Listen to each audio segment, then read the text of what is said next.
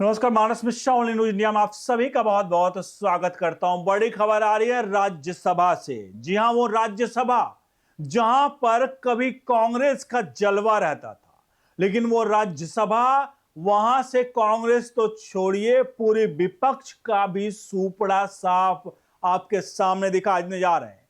क्योंकि जो भारतीय जनता पार्टी, जो एनडीए गठबंधन, जिनके आंकड़े पिछले साल तक 129 तक पहुंचे थे, यानी कि 123 राज्यसभा का बहुमत का आंकड़ा, वो 123 तो पहले ही क्रॉस कर चुके थे और 129 सीटें पहले ही लगभग पहुंच चुके थे। लेकिन अब वो आंकड़ा आपके सामने दिखाने जा रहे हैं 161 के आसपास का आंकड़ा, यानी 245 सीटों का पूरा जो समीकरण है राज्यसभा में। तो कुल सीटें 245 हैं, उन 245 सीटों में 13 नामित सीटें हैं, यानी कुल मिला करके अगर बात करें तो 233 और 32 के आसपास सीटें बचती हैं जो चुनाव लड़े जाते हैं। और उन 233-32 में अकेले अपने बल पर बीजेपी, एनडीए घटक दल मिलाकर बता दें तो नामित का मिलाकर 161 के क्रॉस पहुंच जा रही हैं। आंकड़े दिखाते हैं आपको आखिरकार राज्यसभा में कैसे बीजेपी ने एक बार वो इतिहास रच दिया है जो नेहरू नहीं रच पाए थे, जो इंदिरा नहीं रच पाई थी, और जो कांग्रेस के पुश्तैनी जितने भी रहे वो कोई भी नहीं रच पाए। अनुरोध करेंगे वीडियो के कमेंट बॉक्स पर अपनी राय प्रतिक्रिया जोड़ दीजिएगा और वीडियो को लाइक शेयर जरूर करेगा। और आखिरकार राहुल गांधी, सोनिया गांधी और पूरा विपक्ष जो बार बार भगवान राम के अस्तित्व के सवाल खड़ा कर रहा था, और सोनिया गांधी जो संजय सिंह के उस टिप्पणी पर, जो उसी राज्यसभा में टिप्पणी की गई जहां संजय सिंह ने टिप्पणी कर दिया कि हराम में भी राम आता है, वहां बैठकर बगल में सोनिया गांधी टेबल को थपथपा रही थी। उसी राज्यसभा से जहां हराम में भी राम को ढूंढने वाले, राम के अस्तित्व पर सवाल करने वाले का आखिरकार राम नाम सत्य कैसे हुआ है आपको दिखाएंगे। तो कमेंट बॉक्स में जय श्री राम जरूर लिखिएगा। बढ़ते हैं आंकड़ों की तरफ। आपको बता दें कुल मिलाकर अब की साल 76 सीटें, 75 से 76 सीटें जो हैं वो खाली हो रही है राज्यसभा में, जिसमें बीजेपी अपना दोबारा से, क्योंकि बीजेपी की जो सीटें खाली हो रही हैं वो सीटें बीजेपी 100% पा रही है, क्योंकि कोई भी राज्य बीजेपी ने चुनाव में गंवाया नहीं हालिया में। चलिए आंकड़े दिखाते हैं।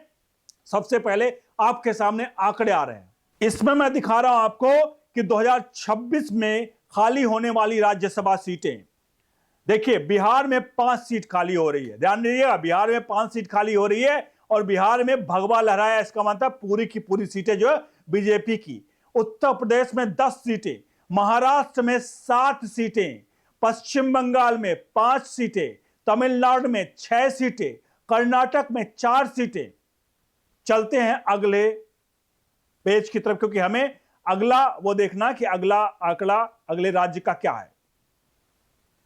आंध्र प्रदेश में 4 सीटें, झारखंड में 2 सीटें, तेलंगाना में 1, उत्तराखंड में 1, हिमाचल प्रदेश में 1, असम, पूर्वोत्तर असम, अरुणाचल, मेघालय, मणिपुर, मिजोरम की बात करें तो लगभग 5 सीटें, और अन्य राज्य बात करें तो छत्तीसगढ़, गुजरात, ओडिशा, मध्य प्रदेश का मिलाकर अलग अलग 1 से 4 सीटें खाली हो सकती हैं होंगी, और कुल मिलाकर 75 सीटें यहां पर खाली हो रही हैं। यानी ये कुल आंकड़ा जो मैंने आपको दिखाया वो 75 सीटें हैं। अब आपको बताते हैं इसके आगे का आंकड़ा आपके सामने एक ग्राफ आ रहा है। अब हम आपको बता रहे हैं पार्टी वाइज स्थिति, यानी जो सीटें खाली हो रही हैं उनकी पार्टी वाइज स्थिति क्या है। यानी गठबंधन पार्टी की बात करें तो भारतीय जनता पार्टी एनडीए, कई सीटें जो हैं वो यूपी बिहार में खाली हो रही हैं। जनता दल अगर बात करें जेडीयू, इन्हीं के साथ क्या है जेडीयू की, बिहार में कुछ सीटें खाली हो रही हैं। कांग्रेस में कई वरिष्ठ नेता रिटायर हो रहे हैं। एनसीपी की बात करें तो सपा के महाराष्ट्र की प्रमुख सीटें खाली हो रही हैं। टीएमसी की पश्चिम बंगाल में खाली हो रही हैं। सपा बसपा आरएलपी की बात करें छोटे दल के यूपी बिहार में कुछ सीटें आ रही हैं। और उत्तराधिकारी नामित की बात करें तो रंजन गोगोई, पूर्व चीफ जस्टिस ऑफ इंडिया, जिन्होंने भगवान राम पर राम मंदिर पर फैसला सुनाया था 2020 में, उनको नामित किया गया था। 2026 में वो भी रिटायर हो रहे हैं। यानी कि ये है पूरे आंकड़े जो कि साफ तौर पे आंकड़े बता रहे हैं कि ये सारी की सारी सीटें खाली हो रही हैं। अब इसमें सबसे हम कि आखिरकार एक और आपके सामने आंकड़े ला रहे हैं, उसके बाद आपको एक एक चीजें दिखाएंगे, क्योंकि बीजेपी कैसे आगे 161 के आंकड़े को छू रही है, आंकड़े आपको बताएंगे। आगे एक और आंकड़ा आ रहा है। अब इसमें सबसे प्रमुख आंकड़ा जो मैं आपको दिखा रहा हूं, मुख्य चेहरे जिनका कार्यकाल 2026 में समाप्त हो रहा है, इसमें कई चेहरों पर क्वेश्चन मार्क भी है, क्योंकि मल्लिकार्जुन खड़गे जो कि राज्यसभा से हैं कांग्रेस के, कार्यकाल इनका समाप्त हो रहा है 25 जून 2026 तक। एचडी देवेगौड़ा जेडीएस से अप्रैल 2026, ध्यान रखिएगा, मल्लिकार्जुन खड़गे, एचडी देवेगौड़ा, ये दो नाम हैं जिनकी उम्र का तकाजा और उम्र की बात करेंगे, आगे बढ़ाएंगे। शरद पवार महाराष्ट्र के रिटायर हो रहे हैं। हरदीप सिंह पुरी यूपी बीजेपी से, रामदास आठवले बीजेपी से बात करें महाराष्ट्र से, दिग्विजय सिंह कांग्रेस के मध्य प्रदेश से, प्रियंका चतुर्वेदी शिवसेना उद्धव ठाकरे के ग्रुप के महाराष्ट्र से, उपेंद्र कुशवाहा आरएलपी बिहार से, जॉर्ज कुरियन मध्य प्रदेश से, शक्ति सिंह गोहिल गुजरात से, साकेत गोखले टीएमसी पश्चिम बंगाल से, थम्बी दुरैया तिरुचि सिवा तमिलनाडु से, नरेश बंसल उत्तराखंड से, इंदु बाला गोस्वामी हिमाचल प्रदेश से और रंजन गोगोई पूर्व सीजीआई नामनी बिहार से 2026 में। ये मुख्य चेहरे मैंने क्यों बताए?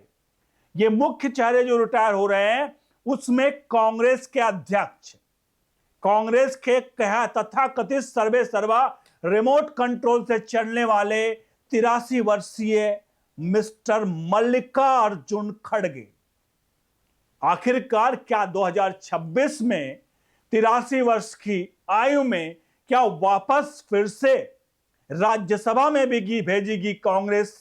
एक बड़ा सवाल है, क्योंकि 2026 की बात करें, अगला 6 साल, तो 2032 तक क्या मल्लिकार्जुन खड़गे पर दांव लगाएगी? क्योंकि मल्लिकार्जुन खड़गे की उम्र 83 हो चुकी है, 84 तक पहुंच जाएंगे, और 84 साल की उम्र में क्या मल्लिकार्जुन खड़गे इस स्थिति में होंगे कि वो किसी भी बड़े सदन का प्रतिनिधित्व कर सकेंगे? उनके स्वास्थ्य का हवाला जिस प्रकार से इस वक्त है, तो क्या अगले 6 साल तक मल्लिकार्जुन खड़गे क्या फिर से वापस आ सकते हैं? दूसरा, एचडी देवेगौड़ा, सेम सवाल एचडी देवेगौड़ा का भी है, जो जेडीएस से हैं, हालांकि एनडीए अलायंस से हैं। इनके साथ भी यही सवाल है, क्या इन्हें फिर से जेडीएस, जो कि इनकी उम्र काफी हो चुकी है, क्या फिर से जेडीएस दांव लगाएगी? बहरहाल ये तो मैंने नाम लगाया क्योंकि प्रमुख चेहरा जो था इसमें मल्लिकार्जुन खड़गे का था। उसके अलावा बहुत सारे नाम लिखे, जहां पर क्या सबसे बड़ा, क्या रंजन गोगोई पूर्व सीजीआई जिन्होंने राम मंदिर पर फैसला लिया था, क्या उन्हें फिर से मनोनीत करेगी बीजेपी? ये एक बड़ा सवाल ये भी खड़ा होता है, क्योंकि वो भी रिटायर हो रहे हैं।